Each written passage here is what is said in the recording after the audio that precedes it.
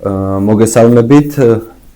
მე გახლავართ დავით ფიფია, ხმაერისას წარმომადგენელი და ფერეიდნელთა კავშირის დამფუძნებელი. დღეს ჩემი სტუმარია ფერეიდნელი ქართველი გოგონა სოფი ონიკაშვილი, რომელიც გახლავთ არასამთავრობო ორგანიზაცია ფერეიდნიდან საქართველოს დამფუძნებელი და ჩემთვის ალბათ ერთ-ერთი ყველაზე სასურველი სტუმარი იქნებოდა და მეწვია ეს არაჩვეულებრივი ადამიანი სტუმრად ჩვენთან გადაცემაში. სოფი, პირველ რიგში მოგესალმები. როგორ გიგით? მე ვარ სოფო და მადლობა სტუდიაში მოწვევისთვის. პირიქით, მადლობა შენ. დღეს გვექნება თემა ფერეიდნელ ქართველებზე, ფერეიდნელი ქართველების პრობლემებზე, რაც ბოლო 2-3 წელი განსაკუთრებით შეეხოთ მძიმედ ბინადრობებთან დაკავშირებით, თანამემამულეობის სტატუსთან დაკავშირებით და მოქალაქეობაზე უკვე საუბარიც აღარ მინდა, იმდენი პრობლემა აქვს. სანამ გადავალთ შეკითხვებზე, მინდა იმ მაყურებლებისთვისაც მოვყვე, მე ეჭვება რომ ბევრი იყოს ესეთი, მაგრამ იმ მცირე რაოდენობისთვისაც მცირე ექსკურსი გავაკეთოთ ფერეიდნელების შესახებ და ფერეიდანის შესახებ. დაახლოებით 400 წლის წინ შაჰ აბასმა, ირანის შაჰმა საქართველოდან ქართლ-კახეთის მოსახლეობის ნახევარი რამოდენიმე ათეულათასობით, დაახლოებით წყაროებით 300,000-მდე ქართველი გადაასახლა ირანში. ეს მოხდა ჩასახლება შირაზში, მაზანდარანში, ისპაჰანის რეგიონში და სამწუხაროდ მხოლოდ ისპაჰანის რეგიონში, ანუ ფერეიდანში მოხდა ენის შენარჩუნება, სადაც არ გაითქვიფნენ ირანელებთან. ოღონდ ეს ძალიან მძიმე ფასი დაუჭდათ ამ ქართული ენის შენარჩუნება. უწევდათ ნათესავებსაც კი დაქორწინება, რომ ირანელს არ გაყოლოდნენ ან ცოლად არ მოეყვანათ. უწევდათ სისხლის ფასად თავიდან რამოდენიმე წელი შეინარჩუნეს ქრისტიანობაც, მაგრამ სამწუხაროდ დრომ ყველაფერი ისე მოიტანა, რომ მოუწიათ ფორმალურად ქრისტიანობის დატოვება, მუსულმანურ რელიგიაზე გადასვლა და ამის შემდეგ მიეცათ საშუალება მოკლედ სამსახურების დაწყების და ასე შემდეგ, იმიტომ რომ იყო ეს პრობლემები ისტორიულად. ვერ ხდებოდა სამწუხაროდ საქართველოში დაბრუნება, არც საბჭოთა კავშირის დროს არ ხდებოდა, რაღაცა რამოდენიმე ოჯახს მოუწია მხოლოდ და უკან დაბრუნდნენ და როდესაც 2005-დან უკვე გაიხსნა გზები საქართველოს და ირანის მთავრობებს შორის დამყარდა ურთიერთობა, ფერეიდნელებს მიეცათ უკვე საქართველოში დაბრუნების საშუალება. და შენ ხარ ის ერთ-ერთი პირველი, ესე ვთქვათ, პირველი თაობა ჩამოსული ბოლო წლების ქართველების, დაბრუნებული ქართველების წარმომადგენელი და როგორ ჩამოხვედი, როდის მიიღე მოქალაქეობა, მცირედ რომ მოგვიყევეთ ამ ყველაფრის შესახებ. მე ჩამოვედი 2006 წელს.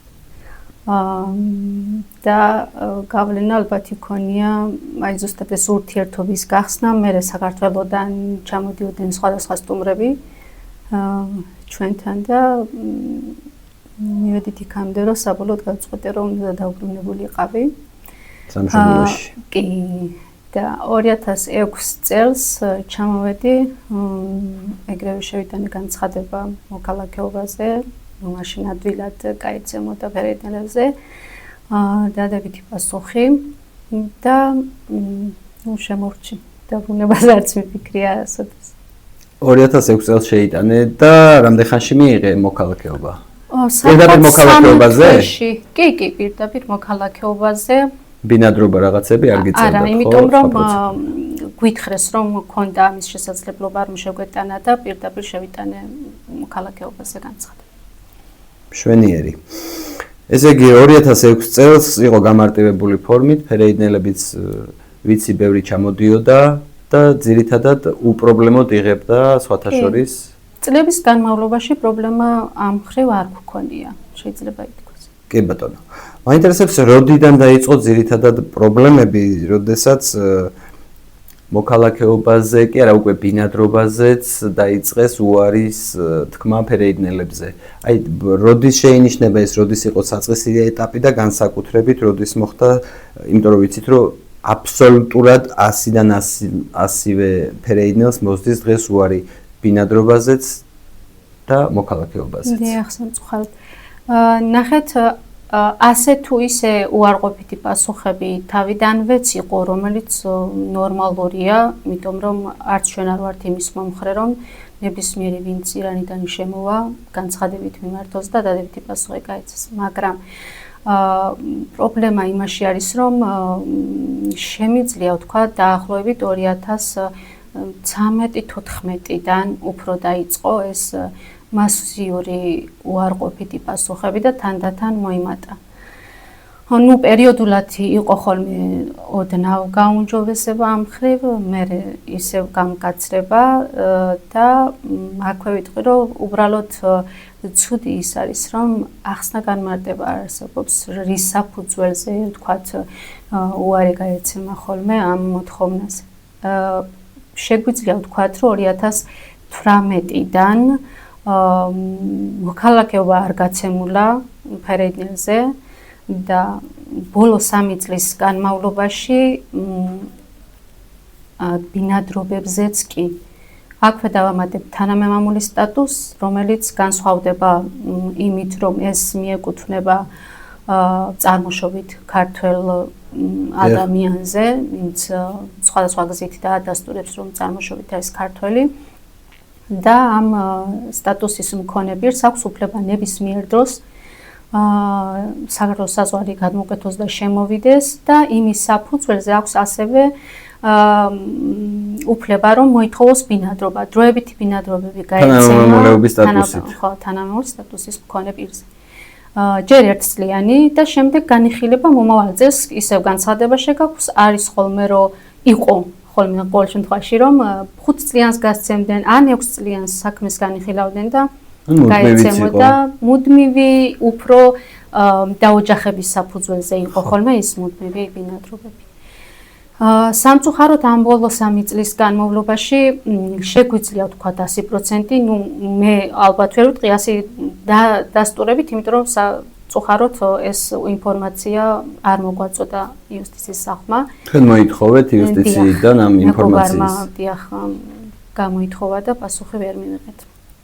მაგრამ იმდენად მასიური არის, რომ ჩვენ შევკრიბეთ ეს უარყოფითი პასუხები და მივედით იქამდე, რომ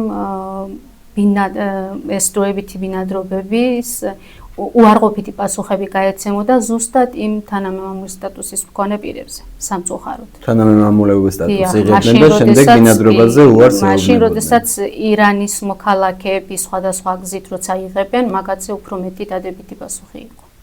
ხო, ნახე, ეხლა რა ხდება?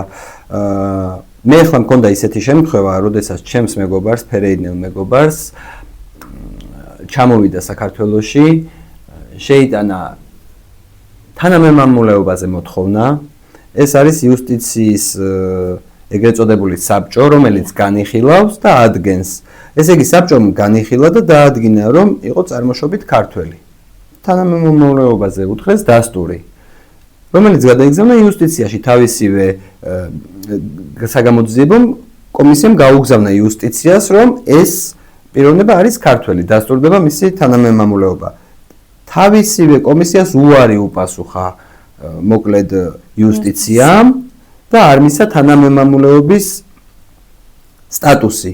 ამის შემდეგ ვასაჩივრებთ სასამართლოში და სასამართლოს გამოაქვს ესეთი დადგენილება, რომ სახელმწიფო უსაფრთხოების სამსახურმა, ეგრეთ წოდებულმა სუსმა, მიაწოდა ინფორმაცია, რომ შეიძლება ამ ადამიანმა მომავალში ჩაიდინოს დანაშაული.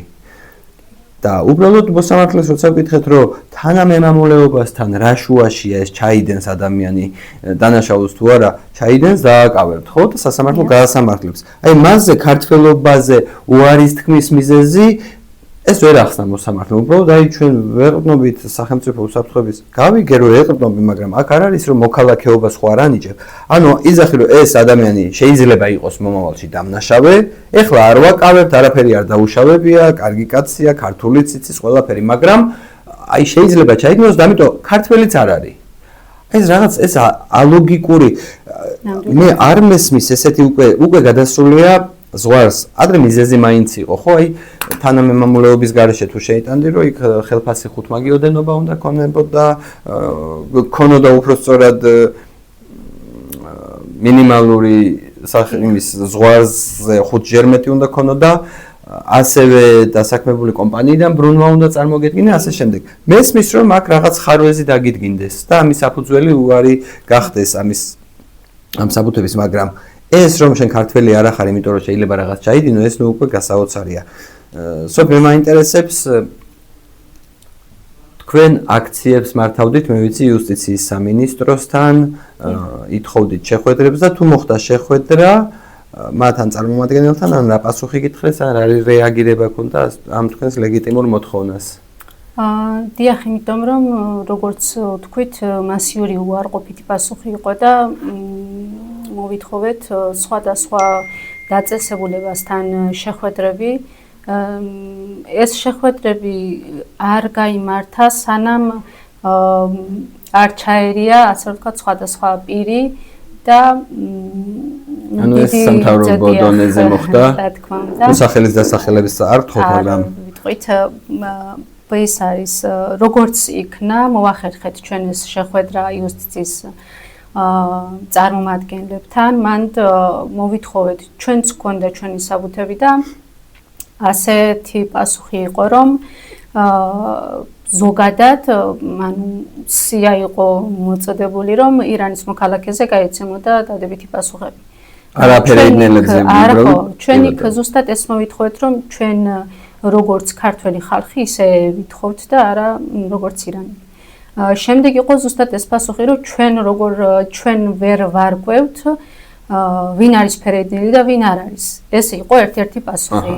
და სახელმწიფოს არ ქონდა ამის უნარი, რომ გაემოერკვია ვინ იყო ფერედნელი, კი ბატონო. მე ჩვენ მოვითხოვეთ ზუსტად ის, რომ კომისიარისთვის მაშინ არის ყოველთვის როცა შედის ის განცხადება, აუცილებლად გასაუბრებას გადის ის პირი იმ კომისიასთან. კომისია ადგენს ზუსტად როგორც თქვით ეს შემთხვევა, კომისია ადგენს ის ფერედნელი არის თუ არა. მაგის დამადასტურებლად ვფიქრობ, არც ისე ძნელი არის, რომ თუნდაც ის კილოთი, ვინმე ენათმეცნიერი რო ჩართონ, ძალიან ადვილად შეიძლება გაირკვეს, რომ ფერედნელია თუ ასე რომ ვთქვათ, იბრალებს და ისწავლა ამ ბოლოს და განსხვავებული ქართული კილოა.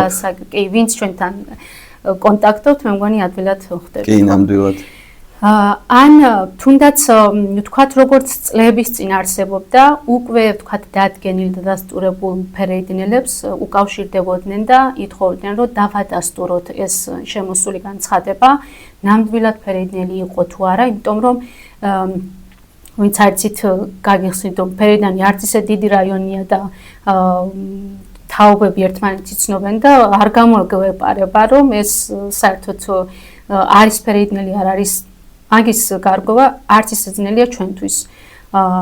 აქვე ვიტყვი, რომ დიდი სიამოვნებით ჩავერთვებოდით ამ პროცესში, რომ გავარკვიოთ საერთოდ ეს პიროვნება ქართველი არის თუ არა.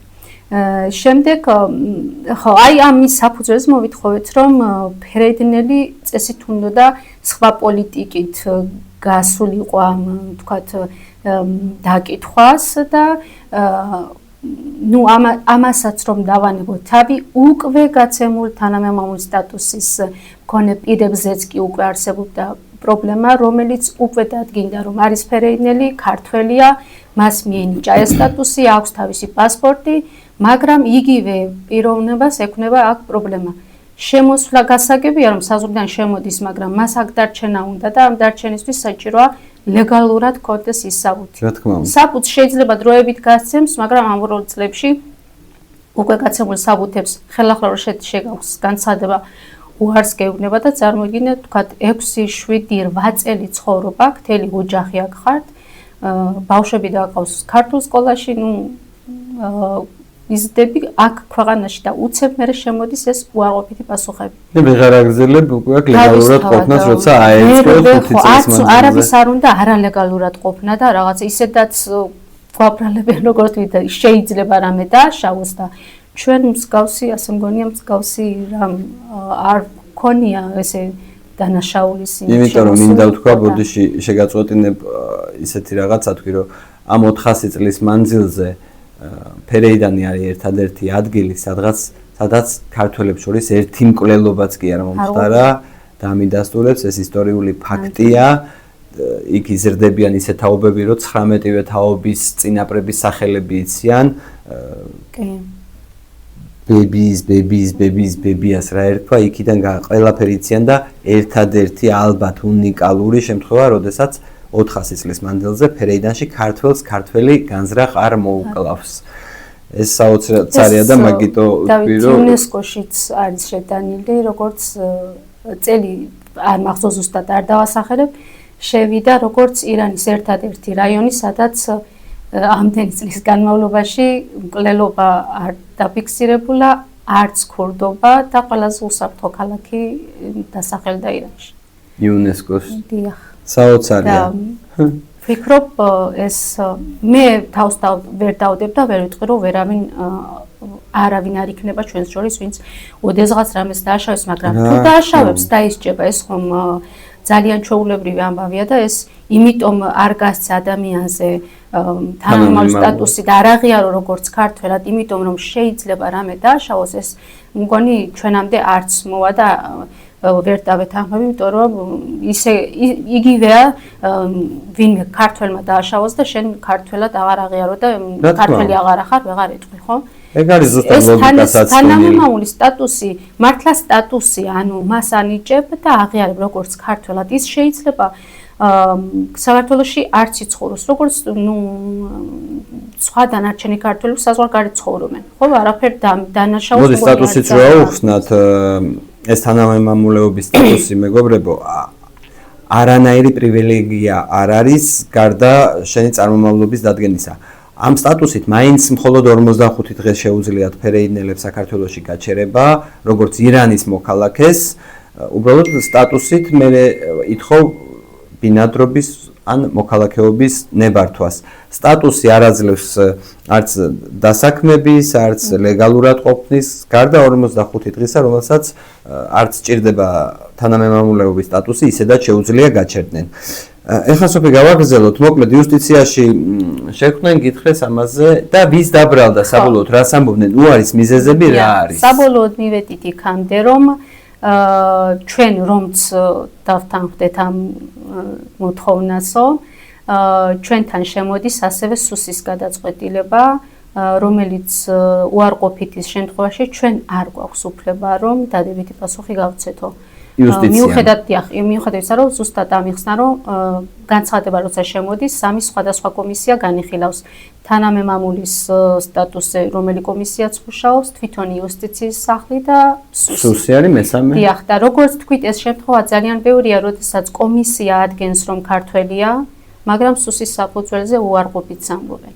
ანუ ქართველი არის, მაგრამ რადგან შეიძლება რაღაცა ოდესღაც დააშავოს, მაშინ ქართველი აღარ არის. ესე გამოდის, ან ძალიან გაურკვეველი პასუხი იყო და როგორ შეიძლება ყველა დამნაშავე იყოთ? არა ვიცი, აბა. როგორ შეიძლება? თუ იმიტომ რომ ირანის მოქალაქეობა გიწერია, იქ დაბადებული ხარ და ირანული პასპორტი გაქვს, სხვა ირანელები როგორ იღებენ? კი, სამწუხაროდ დიახ, აი თანამემამულის სტატუსის მქონე პირებზე ხშირ შემთხვევაში უარი მოდის ბინადრობის მოთხოვნაზე, მაგრამ თვით ირანის მოქალაქეები ძალიან ადვილად შეიძლება ვთქვა, რომ იღებენ სხვადასხვა გზით ბინადრობებს. კიდევ რა მაინტერესებს, როგორ ფიქრობ, რატომ იღებს ირანის მოქალაქე თუნდაც, რომელიც არაქართველია, მარტივად ადგენენ დაუშვათ და შენი აზრით რა ხდება ამის მიზეზი, რომ ქართველებზე არის განსაკუთრებული ზეწოლა, ესე ვთქვათ, აი მასობრივი უარი შენი გადასახედიდან რა შეიძლება იყოს ამის მიზეზი? იცი და მე ვფიქრობ, რომ იმას საფრთხეში იმას გულისხმობენ, რომ თვითონ მთავრობისთვის საფრთხეს წარმოადგენთ, იმიტომ რომ რაღაცა მოთხოვნები გვაქვს ალბათ. ირანელი როცა შემოდის და ბინადრობას იღებს, ის იცის, რომ თავისი ქვეყანა არ არის და დროებით არის. შესაბამისად, ხმასაც არ იღებს და არაფერს არც გააპროტესტებს, არც არაფერს მოითხოვს. და ასე თუ ისე მაინც ინვესტიცია შემოდის. გინდა არ გინდა ძირითადად რომ შემოდიან შემოსავალი მაინც იქიდან აქვთ. ანუ ასე რომ ვთქვათ, უფრო ფულიანი ხალხი ასე რომ ვთქვათ შემოდის და ასე თუ ისე ფული შემოდის ქვეყანაში. თუნდაც შავად, იმიტომ რომ გადარიცხვები არ არსებობს. მაგრამ ჩვენ ფერენელების შემთხვევაში ძირითადად შემოდიან და სხვათა შორის ყოველგვარი დახმარების გარეშე თვითონ ახერხებენ რაღაცა ბიზნესი წამოიწყო, იმან იქ იმუშავებენ, რომ გადახედოთ, ყველა თავისით ნულიდან დაწყებული აქვს და აწყობილი აქვს თავისი ასე თუ ისე პრობლემებით, მაგრამ რაღაცა ნორმალური ცხოვრება.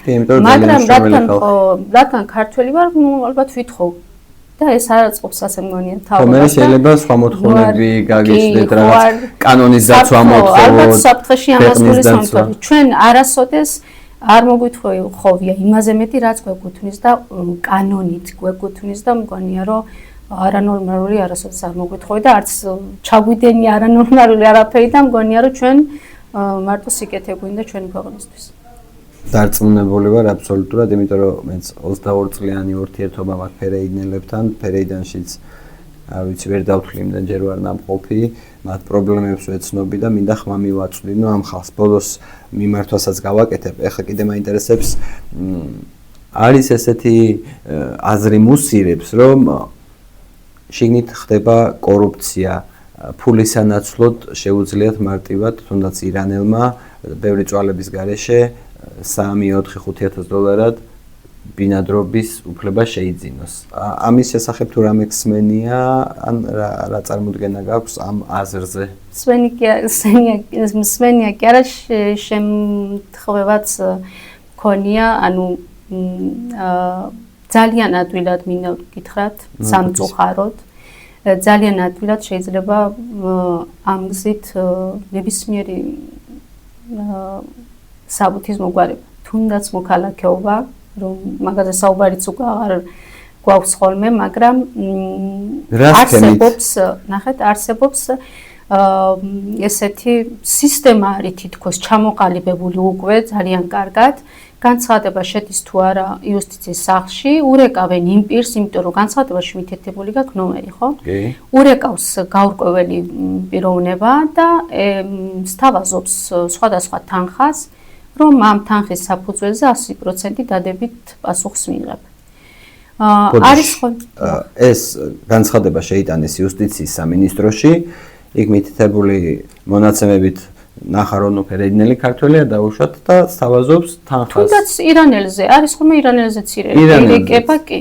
ანუ ნახეთ როგორ წარუდგება ხოლმე თუ გაქვს ეს ინფორმაცია, ვინ არის და რა გარანტიას იძლევა, ანუ როგორ შეიძლება ამაზე გითხრას, ხო, უნდა გიხსნას, ხო, სავარაუდოდ ვინ არის, რაც წარმოადგენს და როგორ დაგილაგებს ესე რომ ვთქვათ საქმეს.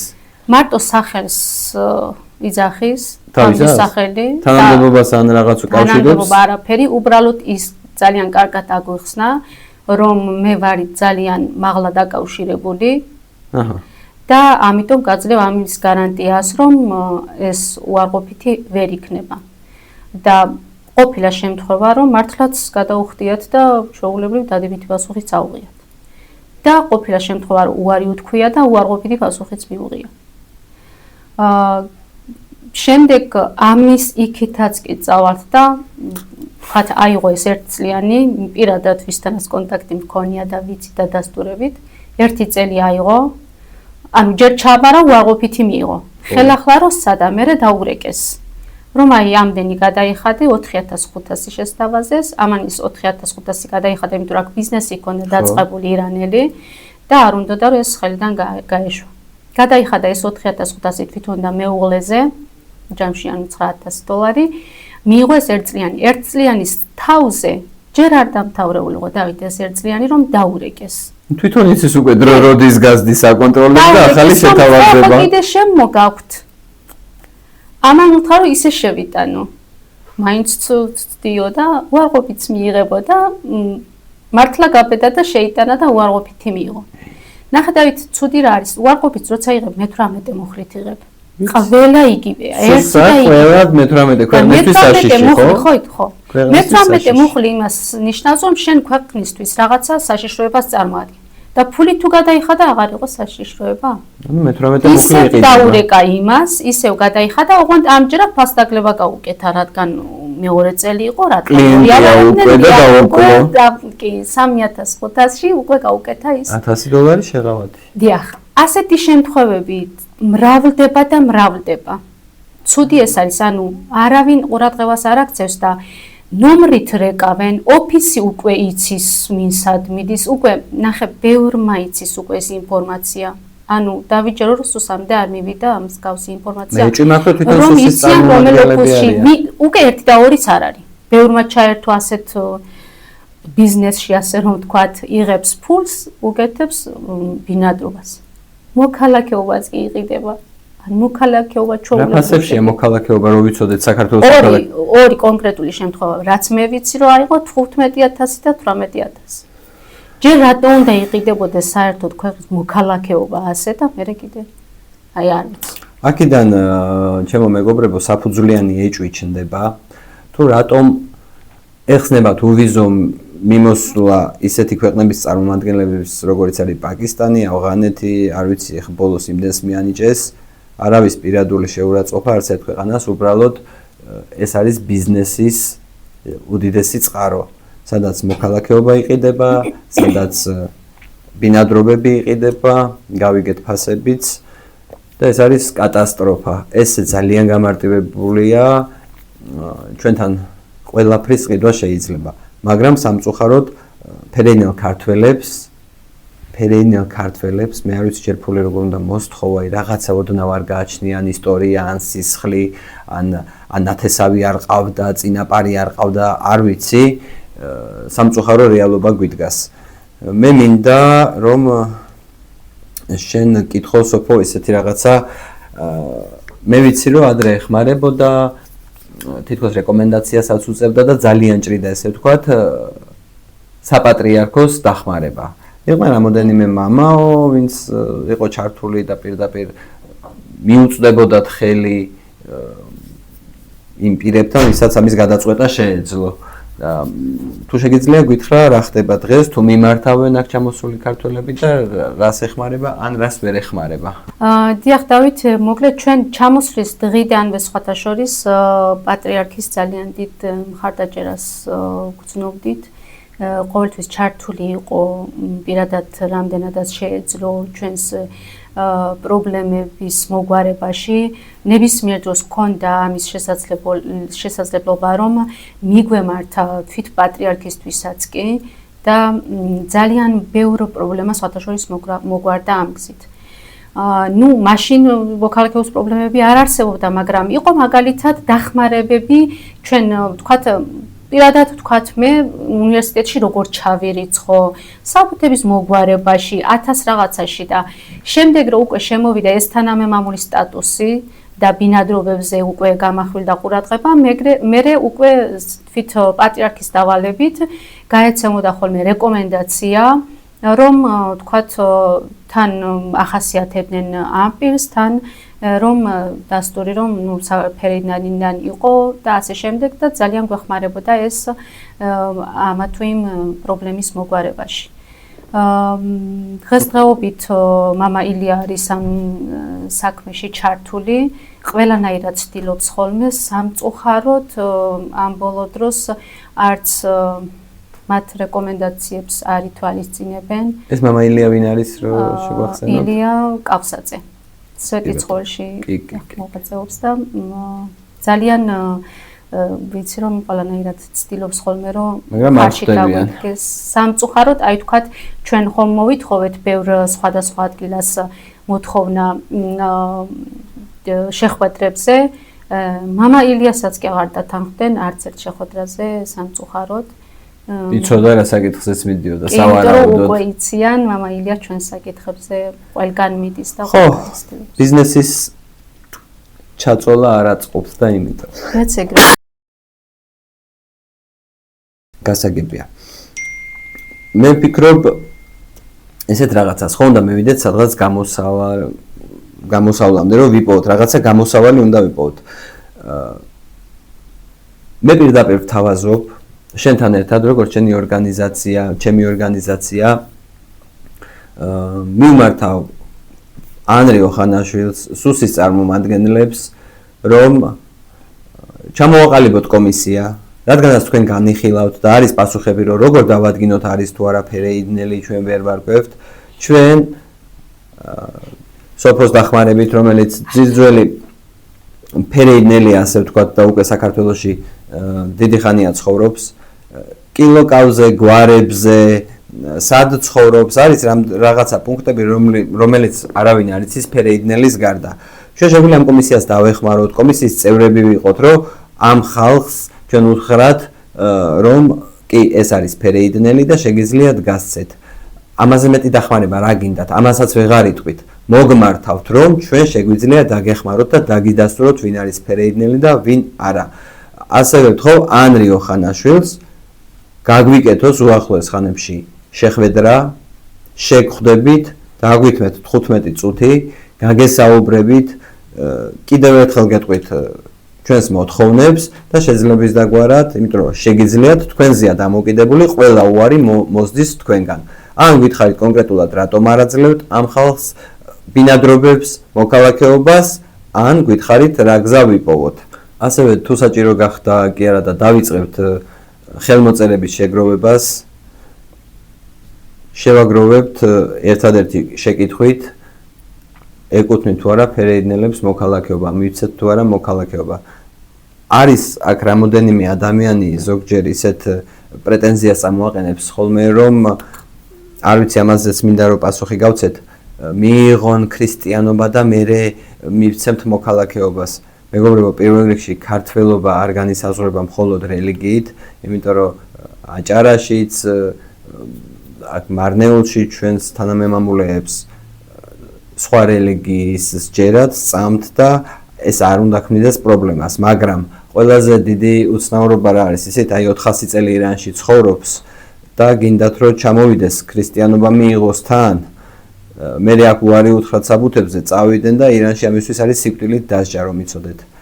ვერ იზამენ ფიზიკურად, მე ბევრს ვიცნობ, ვისაც უნდა, შეცვლაც უნდა და არ შეუძლია. მე ქრისტიანობა მიღებული ფერეიდნელებიც ვიცი, რომელიც სამწუხაროდ აეროპორტში უკან რომ მიფრინავენ ან თავიანთ მშობლების ნახვა უნდათ ფერეიდანში, იხსნიან ჯვარს და ისე მიდიან, იმიტომ რომ იქ არის ძალიან კაცრი კანონები. ესე მარტივად არ არის. იმ ადამიანებს უნდა ჩამოვიდნენ, იქ არ არის შესაძლებლობა ქრისტიანობას თუნდაც თავიდან ბოლომდე გაეცნონ. მაგიტო გვინდა რომ დაუბრუნდნენ თავიანთ მიწაწყალს ეს ხალხი, რომლებმაც შეინარჩუნეს ტრადიციები, ძირითადი ტრადიციები, რაც არის სტუმართ მოყვარეობა,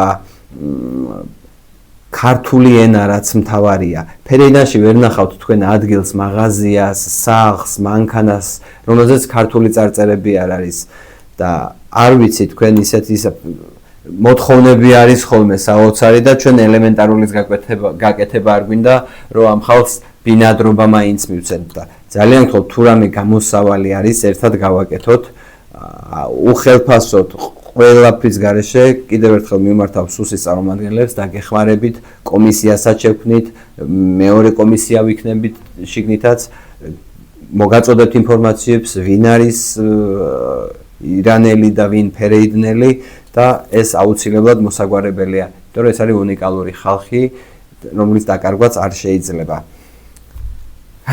მადლობა მინდა სოფო დღევანდელი დღისთვის გითხრა, წარმატებები გისურვო შენ, ჩემს თავს, ჩვენს ორგანიზაციებს, რომ ეს საქმე ბოლომდე მივიყვანოთ და სულ რა არის დაახლოებით 20,000 ქართველია, ყველას რომ მოუნდეს ჩამოსვლა 20,000 ქართველია დაახლოებით, ვინც გადაწყვიტავს. აქედან ყველა რა თქმა უნდა ვერ წამოვა იქ დაფუძნებული ის ძველი თაობა ვერ ჩამოვა, უფრო ახალგაზრდები და ახალგაზრდები ჩვენ ქვეყანასაც სჭირდება, თვითონაც სჭირდებათ და დიდი იმედი მაქვს რომ რაღაც შეთანხმებამდე და გამოსავლამდე მივალთ.